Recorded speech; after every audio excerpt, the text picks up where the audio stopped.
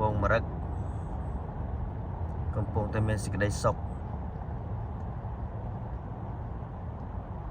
រកចំណីស៊ីចំណីស្មៅលោះខ្ចីចេញពី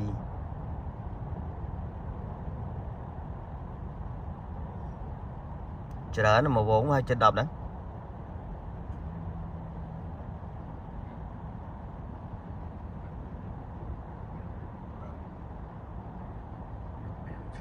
ណាហ្នឹងមកក្រុមវាណា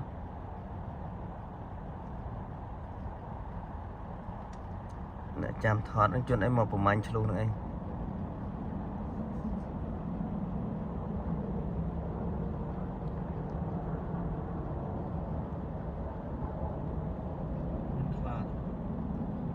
លើអត់មានទេបើមែនគេប្រាប់ហ៎ប្រាប់គេប្រាប់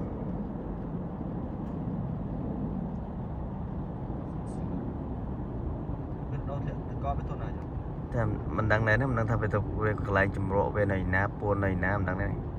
នេះវងឆ្លុះបងប្អូនមក15ក្បាល15ក្បាលនៅក្រមស្ពានក្បែរពលានយន្តហោះអន្តរជាតិរដ្ឋមនីសតាពួកនេះធំៗនេះ3 4នេះនៅឆ្ងាយនោះទៀត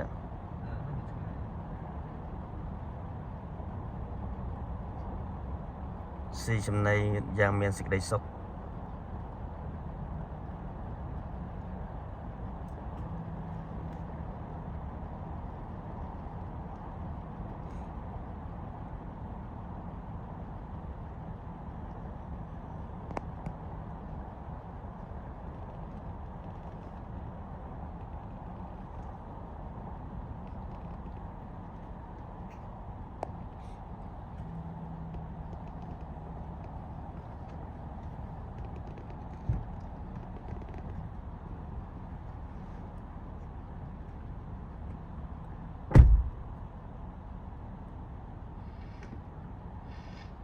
វាងើបមើល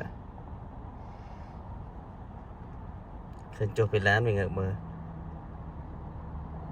សាពេសតាវៃរិយហន្តោសាពេសតាហារដ្ឋតិកាប៉ាល់ណាចឹងអីប៉ាល់នេះឃើញផ្លែង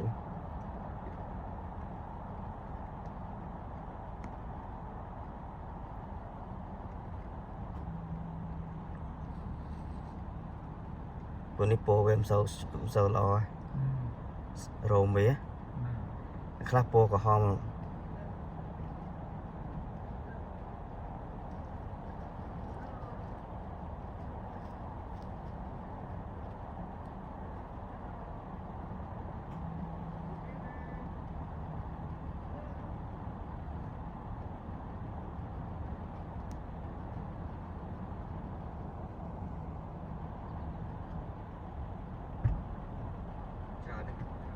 ណា